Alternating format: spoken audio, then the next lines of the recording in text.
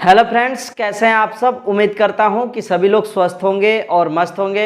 Friends, आज की हमारी ये वीडियो एसी रिपेयरिंग कोर्स की 48वें दिन की वीडियो है और आज के इस वीडियो में हम जानने वाले हैं कि जो इन्वर्टर मॉडल की एसी आती है वो कितने टाइप में आती है और हर एक टाइप का क्या क्या मतलब होता है। बहुत बार आपने सुना होगा कि इन्वर्टर मॉडल एसी, कोई किसी के ऊपर लिखा रहता है डुअल इन्वर्टर मॉडल एसी या किसी पर लिखा है ट्रिपल इन्वर्टर मॉडल एसी। ये क्या मतलब होता है, तो इस वीडियो में इसी टॉपिक के ऊपर चर्चा करने वाले हैं। वीडियो को शुरू से लेकर के लास्ट तक ध्यान से देखिएगा, आपको हर एक बात समझ में आने वाली है। तो चलिए फ्रेंड्स, वीडियो को स्टार्ट करते हैं। यहाँ पर लिखा गया है सभी प्रकार के इन्वर्टर मॉडल एसी का विवरण। देखिए, एक आता है इन्वर्टर एसी, सबसे पहले यही आया। उसके बाद थोड़ा सा और बदलाव किया गया, डुअल इन्वर्टर एसी आ गया। फिर उसके बाद थोड़ा सा और बदलाव करके ट्रिपल इन्वर्टर एसी आया हुआ है, मार्केट में अभी आ गया है। तीनों के बारे में अलग अलग हम चर्चा करेंगे। पहले तो ये जानती है कि इन्वर्टर मॉडल एसी क्यों बनाया गया। तो जो नॉर्मल एसी होती है, जो यूज किया जाता है, जो अभी तक हम लोगों ने पढ़ा है, वायरिंग वगैरह सब कुछ जो हमने बताया आप लोगों को, वो नॉर्मल एसी के बारे में ही बताया था। उसका जो कंप्रेसर होता है वो केवल जब भी चलेगा तो अपना एक ही स्पीड पर चलता रहेगा, स्पीड उसमें घटता बढ़ता नहीं है। लेकिन इन्वर्टर मॉडल के कंप्रेसर के अंदर एक ऐसा मोटर होता है जिसको जब चलाया जाता है तो लोड पड़ने पर उसका जो स्पीड होता है ज़रूरत से ज़्यादा बढ़ जाता है और स्पीड जो है कि जब लोड घटता है तो स्पीड भी धीरे धीरे घट जाता है। ये इन्वर्टर मॉडल एसी की खासियत होती है। तो इन्वर्टर एसी में सभी प्रकार के जो डुअल है, चाहे ट्रिपल इन्वर्टर हो चाहे इन्वर्टर हो, इन सभी में BLDC टाइप का मोटर इस्तेमाल किया जाता है। BLDC एक होता है डीसी मोटर और एक होता है BLDC मोटर। आज के समय में थोड़ा सा इसको बदलाव कर दिया गया है, तो BLDC मोटर ब्रशलेस कर दिया गया। ब्रशलेस का मतलब, ये B का मतलब होता है ब्रश, L का मतलब होता है लेस, DC का मतलब डायरेक्ट करंट हो गया। तो ब्रशलेस DC के मोटर जो होते हैं इनके अंदर लगाए गए हैं। बाकी नॉर्मल जो मोटर आता है DC मोटर का, DC मोटर नॉर्मल जो आते हैं उसके साथ ब्रश लगा होता है। जो कार्बन लगे होते हैं ना, नाम सुना होगा आप लोगों ने, मोटर के जो आर्मेचर होता है उसके ऊपर एक कार्बन लगा होता है दोनों साइड से। तो कार्बन जो लगा होता है ना, वो इस मोटर में, BLDC मोटर में वो कार्बन का काम होता ही नहीं है। इस BLDC मोटर को चलाने के लिए आपको क्या चाहिए, एक PCB की आवश्यकता होती है। एक विशेष प्रकार की PCB लगती है जो कि इसमें क्या करता है, सप्लाई को बदल बदल करके, घुमा घुमा करके इसके पूरे तीनों जो टर्मिनल होते हैं उनके ऊपर दिया जाता है, जिससे कि यह मोटर लगातार रोटेट करता रहता है, मतलब घूमता रहता है। लोड पड़ने पर इसके PCB द्वारा वोल्टेज को बढ़ाया जाता है ताकि इसके स्पीड को बढ़ाया जा सके, और लोड घटने पर PCB के द्वारा वोल्टेज को घटा लिया जाता है जिससे इसके स्पीड को कम किया जा सके। तो ये बात आपको समझ में आ गया होगा। BLDC मोटर के बारे में और अधिक जानना हो तो YouTube पर सर्च कर लीजिए, BLDC क्या होता है या फिर DC मोटर क्या होते हैं, ये आपको समझ में आ जाएगा। अब टॉपिक के ऊपर बात करते हैं, inverter AC, dual inverter AC या ट्रिपल इन्वर्टर एसी क्या होता है।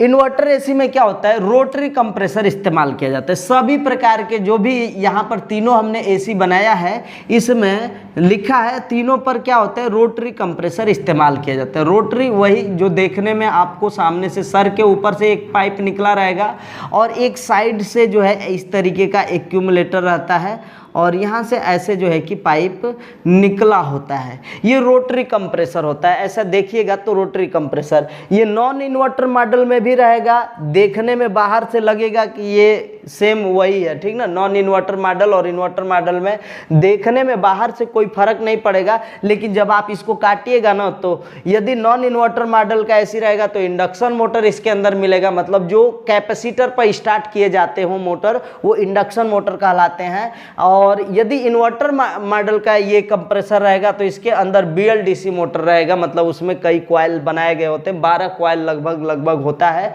और 12 कॉइल को 4 पोल में बनाया जाता है। तो कुल मिलाकर के 4 पोल की ये मोटर यूज की जाती है। और इसमें जो काम होता है, रोटरी कंप्रेसर में काम जो होता है, नीचे के तरफ जो मतलब जो ये शाफ्ट होता है, इसमें एक छोटा सा रोलर लगा होता है।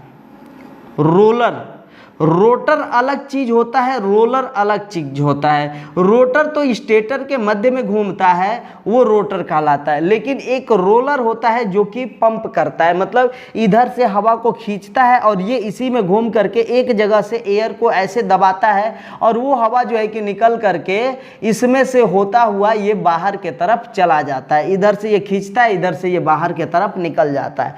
तो इसमें रोलर की संख्या एक रहेगी, वह इन्वर्टर एसी, केवल इन्वर्टर एसी कहलाएगा। ठीक है, अब थोड़ा सा बढ़ा दिया गया है तो उसमें रोलर के डुअल इन्वर्टर में क्या होता है, जो रोलर होते हैं उनकी संख्या जो है कि 2 हो जाती है। रोलर की संख्या 2 हो गई तो ये डुअल इन्वर्टर एसी कहलाएगा। अभी ट्रिपल इन्वर्टर एसी में क्या होता है, जो रोलर की संख्या है, ये आप जिस तरीके से मैं बता रहा हूँ आपको लग रहा होगा कि यहाँ 3 जो है कि रोलर लगाए जाएंगे, मतलब ये 3 रोलर से ये काम करेगा, लेकिन ऐसा नहीं है, ये थोड़ा सा अलग है। इसमें भी डबल ही रहता है, लेकिन इसमें एक मोटर के अंदर बदलाव किया जाता है। ये दोनों मोटर 4 पोल के मोटर होते हैं, लेकिन ये मोटर जो होता है 8 पोल का मोटर होता है। ये 4 पोल का मोटर है, ये भी 4 पोल का मोटर है, लेकिन ये वाला जो होता है 8 पोल का मोटर होता है। उसी को ट्रिपल इन्वर्टर एसी के नाम से जाना जाता है। मतलब जिस भी एसी के अंदर ये कंप्रेसर 8 पोल वाला लग जाए और उसमें डबल जो है कि ये रोलर वाले व्यवस्था लग जाए, तो उनको जो है हम ट्रिपल इन्वर्टर एसी कहते हैं।